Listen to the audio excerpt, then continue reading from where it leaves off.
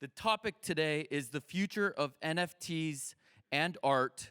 What's next? And we have a panel of amazing experts within the field.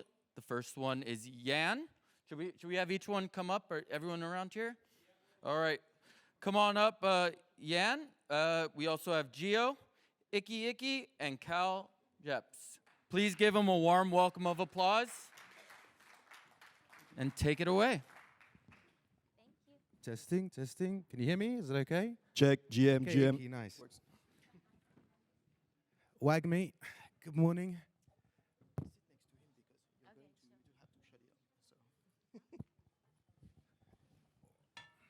Hello? Yeah? Hello.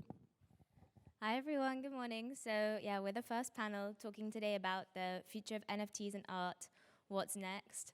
I absolutely love the introduction. I can start by introducing myself, and then if we all introduce ourselves. So I originally studied classics and then did my master's in history of art, specializing in Italian Renaissance actually, so I really enjoyed this morning's kind of allusions to Michelangelo. I thought that was nice. And then I ended up moving into art and tech, so I started working at Henny, so they just released Damien Hirst's Currency project, and then I started working at Artsy, and now I'm the curator and content manager for Live Art, which is a Web3 platform for art and culture. And Iki, would you like to go next? Yeah, hi everyone, good morning. I'm Iki, I'm an artist. Thank you. I'm Iki, I'm an artist. I have too many years as a digital artist, but I started in the music industry, kind of between creative and art direction, working on things like Amy Winehouse's Frank and Back to Black, and then later kind of moved into the live setting and all that kind of good stuff, and freelancing. And then also consulting for art funds, looking at art valuation in kind of more traditional and fine art and contemporary, and found my way into the wonderful world of Web3 as a result of seeing Trevor Jones's East Boy and thinking it was worth looking into. And that was a couple of years back, and haven't stopped since. Hi, morning. I'm Cal. I go by the artist name Waxbones. I'm a graphic designer by trade. I spent a decade designing wayfinding systems for cities, traveling the world and making maps, basically. And then towards the end of 2020, early 2021, I discovered NFTs and blockchains and decided to give it a go and take the creative side of my brain that I wasn't able to fuel with my job into something crazier. So for the past nearly 2 years, I've been creating one-of-ones, editions, and a project called Prometheus Lab, which is a narrative-driven, probably it's considered a PFP project, but it's deeper than that. All right. My name is Jean, and go on, it's all right. I'm an artist too. I've been doing that for maybe 15 years, and I've done all kinds of things like traditional art, painting, street art, whatever. And I was like using a lot of digital stuff, and so it was very, very frustrating to not have NFTs at this time. So when I found out about NFTs, it was just like perfect. And since then, it's been a crazy ride. It's been 2 years, and eventually I led a group of 60 artists, including Waxbones, and we made the first exhibition in the ISS in space. So that was something, and that's a bit like as crazy as it gets when you really deep dive into NFTs and let it roll. Yeah. Great, so yeah, it's a huge question that we're talking about, obviously the future of NFTs, what's next, and I think this panel is aiming to kind of focus a bit more on the sort of like quote traditional art as opposed to kind of PFP projects, but it's sort of almost impossible to separate the two. So to start with, we're gonna think and talk about the sort of aesthetics of art NFTs. And I guess it's important to note as well that internet art has existed for a really long time, and NFTs have just like sort of recently provided this platform, right, for bringing digital art to the stage that it didn't have before that, like you mentioned. So I think if we kick things off by talking about like the current aesthetics of NFT art, so generative art, for example, and then I guess where we see that evolving. Iki, Waxbones, do you want to kick it off? Go on, Iki. Right, so I'm going to bring us all down to reality. Now, look, I think what's interesting about digital art is that in some respects, it has its own place in art history. So you mentioned generative art, 1950s, code being art, blockchain kind of works with that really well. And with the innovation and the technology, having collectors become a part of that experience, this is all kind of new. But if you're talking purely aesthetics, I think one of the biggest challenges we have is in any traditional kind of art movement, if we explore, general high-level kind of art history, there's usually kind of a driving narrative or concept that defines the aesthetic. And I think what we have here is very different. We have kind of huge accessibility. We have so many digital mediums that have operated in commercial environments as opposed to kind of traditional, personal kind of expressive applications. So, I think that one of the it would be impossible to kind of put your finger on it, in terms of the aesthetic.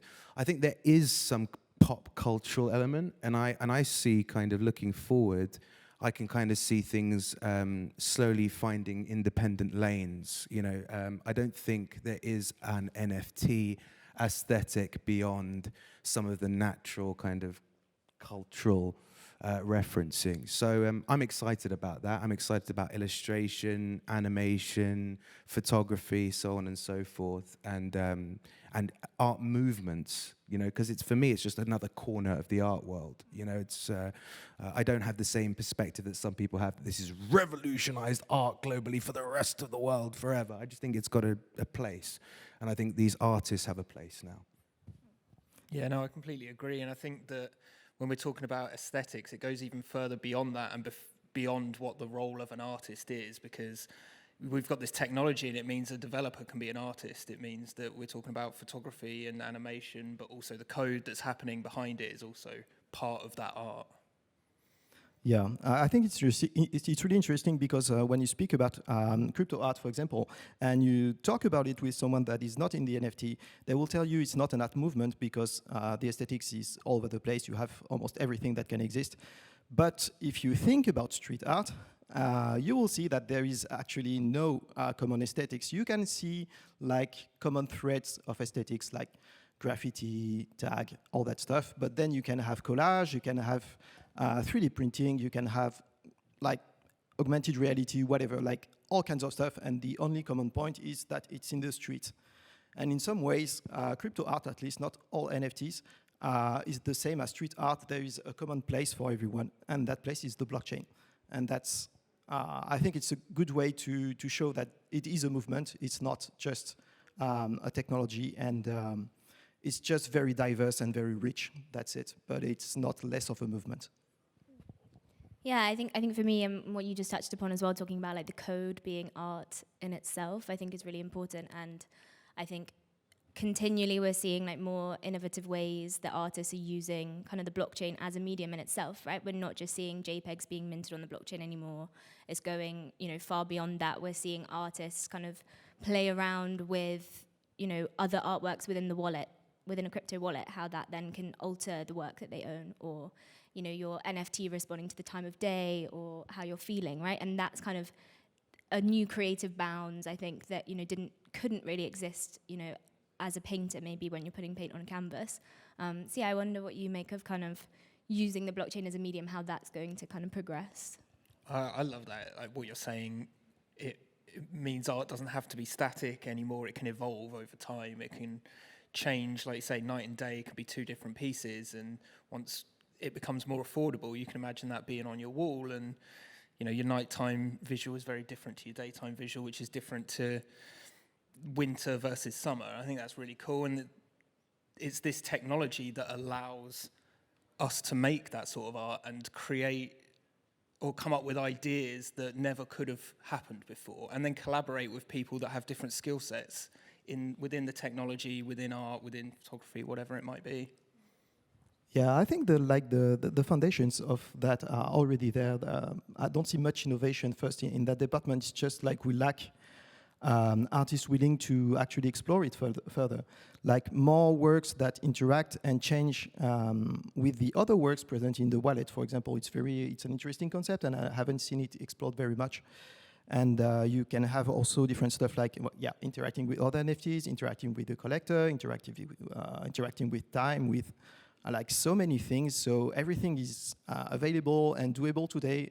There is just a lack of exploration and maybe a little bit a lack of interest from collectors. We know that cycles in aesthetics, they don't last. Like last year, it was just astronauts in 3D, and that's it. And then you had photography that came around the corner, and so it was more like flat and still, and very much more like traditional art in a way. And it's mainly on super rare though. And then you had like now the meta is painting, like digital painting or something still very flat, not moving. Sorry to say it, not very innovative. But yeah, I think when the cycle comes back to like collector actually valuing the innovative way and the creativity behind the code and all that is going to explode a little more, and we'll see more artists like collaborating with coders and do something really crazy. I'm looking forward to that. Yeah, I think at a micro level, I think it's important to make the distinction between, generative art is code, right? So I think that's one thing. And then when we talk about dynamic, NFTs through contracts, things that can age and mature over time, and there's lots of other things we can do now, then that's all wonderful. But I think at a macro level, as an artist, I think it's the same principle that artists have always lived by, whether it's, new paints being made available in the Impressionist period, or whether or not it's about technology giving us a better, more words, more vocabulary to express ourselves. And I think that is simply it. If we're able to communicate better, if we're able to speak our voice better, then there's more chance or likelihood that people can connect with it. And I think in some cases, I think what I've seen in Web3 in general is a lot of people that traditionally didn't necessarily connect with art in that way are now beginning to connect with art in that way. And that's simply because this is a voice or language that they can understand. And I think that then opens them up to explore more. And culturally, I think that has a huge impact, because I think art is important, beyond the aesthetic. I think art is critical, whether that be the defiant artist's voice on the Berlin Wall, or, whatever it might be, political statements, or nothing more than simply, being able to connect with someone else's personal experience. So, yeah. I think having those tools, the technology, whether it's in contract level, whether it's in code, I think are just only enhances, the experience or potential. Yeah, absolutely. I think. Oh, sorry. Did you want? Yeah, go on. I was just going to say it's sort of like conceptual art. At its core, these kind of concepts behind the code that's being written. And I think, it seems impossible not to mention Tyler Hobbs. I think he's one of the most kind of innovative artists in the space right now. He made his code publicly available so that, anyone in the community, once they purchase this, NFT, they have access to the code to create their own visual responses. And I think it's paved the way for kind of collaboration. Normally I feel like artists might want to keep their kind of practice secret. We've seen collaborations throughout history, obviously, with like Andy Warhol, Basquiat being an obvious one. And I think that, this new idea that Tyler Hobbs is kind of championed, I think we'll see more interesting collaborations between artists as well as, artists and brands too. Yeah, I think collaboration has been like the key word for me in my NFT journey, because it's meant that I could connect with other artists like Jean working on his project The Big Dream, and like that never would have happened before. And the internet has made the world so much smaller. It means you can find and meet these people, and you're just joined together by this one 3-letter acronym.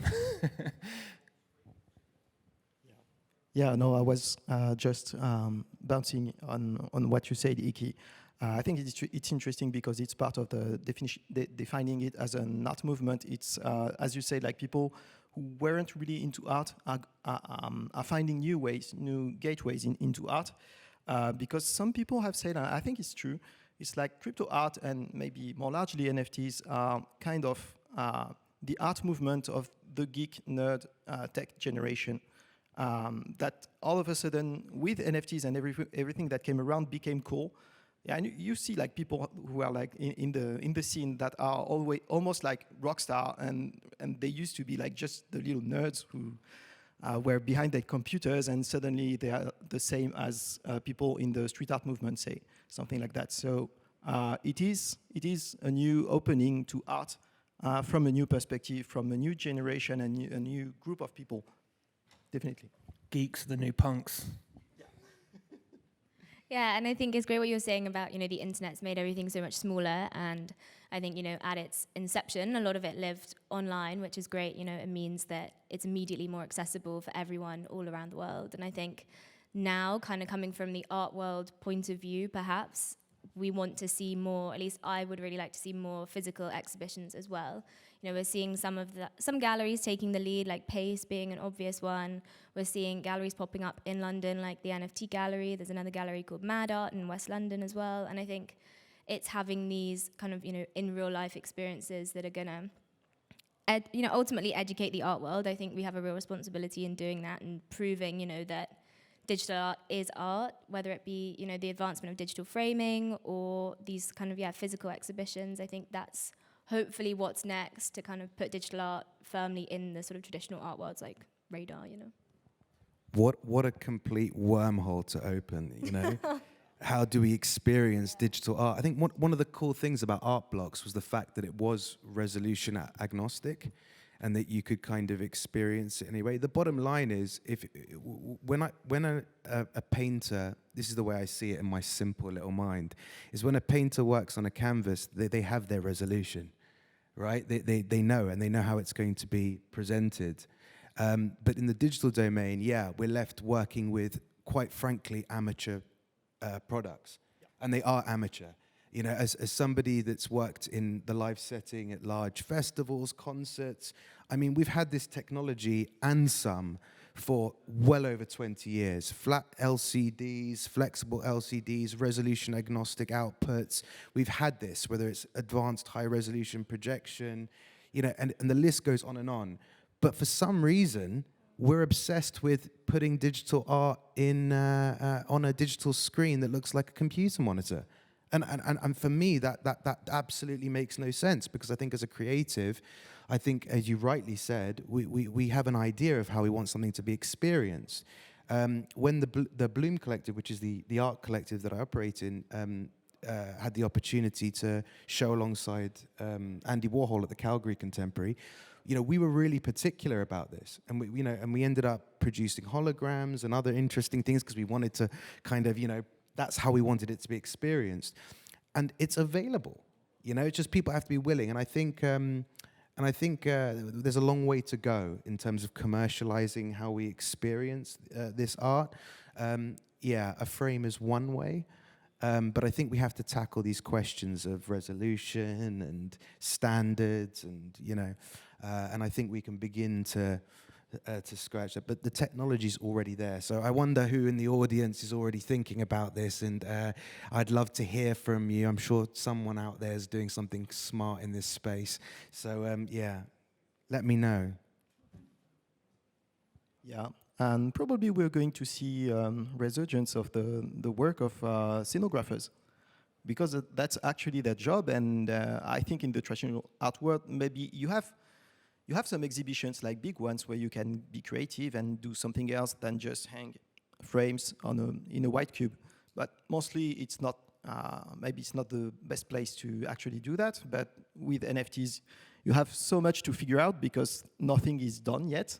As you said, like, it's very amateur, it's very immature, and and there's so much to explore. So you kind of need to have a tech edge, I think, and think of everything like projections. What kind of screen? What kind of monitors? Maybe you want to go vintage. Maybe you want to go futuristic. Maybe you can use stuff, I don't know, like to generate lights and picture, but it doesn't have to be an LCD screen. Have so many ideas. Anyway, so if there are any sonographers in the room, just please do it. And I think as artists, we have to make it easier for galleries and spaces. To expect them to if you leave it to them, they're going to go to an AV company, they're going to rent some screens, and that's what they're going to do. But that it's not their job. You know, if we have an idea of how things can be presented, we need to share that with them, and so that we can make the experience better for people that want to go and visit these things in real life, which is, as you rightly said, Gio, so magical, right? I think it's really important to think about it outside of a gallery as well, though. Like, because everything is digital and it's all on a computer screen, I think the mainstream, and you know, a lot of us in here probably find it difficult to understand how that's going to look in my home. Like, you can understand traditional art because you see it in a gallery, it's in a frame, I can see that on my wall, it's fine.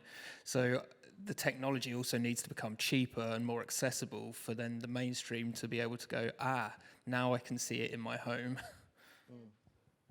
Yeah, definitely.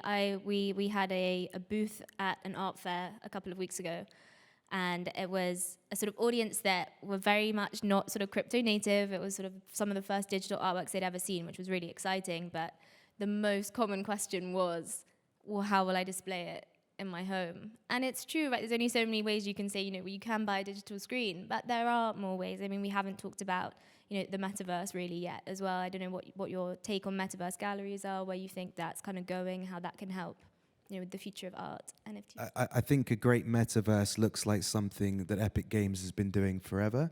And I think anyone that thinks that I want to spend my time in a Roblox Minecraft experience with terrible resolution is bonkers. But I'm not the normal. A lot of people disagree with me on this, but that is not how I want to experience it. But I can bet, you know, I can bet everything I have that my children will probably fundamentally disagree with me.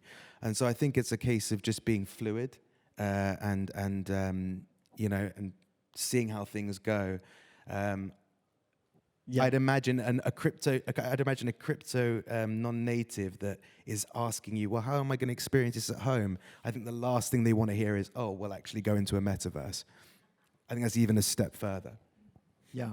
There's a problem in the metaverse exhibition so far. It's that there is way too much skeuomorphism. So you just have people who they don't have any constraints. They're in a virtual world, right? So they're free to do anything. And still you have gravity, you have walls, you have a roof. There is no weather, you don't feel the cold, so there's no rain. Why do you have a roof? There are so many questions like that. And I think there's a lot of things we can do in the metaverse, like go a little bit crazier. And it's normal to have skeuomorphism right now because you know, you're tiptoeing into a new space. It's a bit scary. We are not comfortable yet. But at some point, we are going to have to, I don't know, like get a little crazier and think about what a virtual world can do for the art in new ways and not bound by gravity, metaphorically and literally too. And yeah, but I just wanted to go back to actually displaying NFTs in the real world. What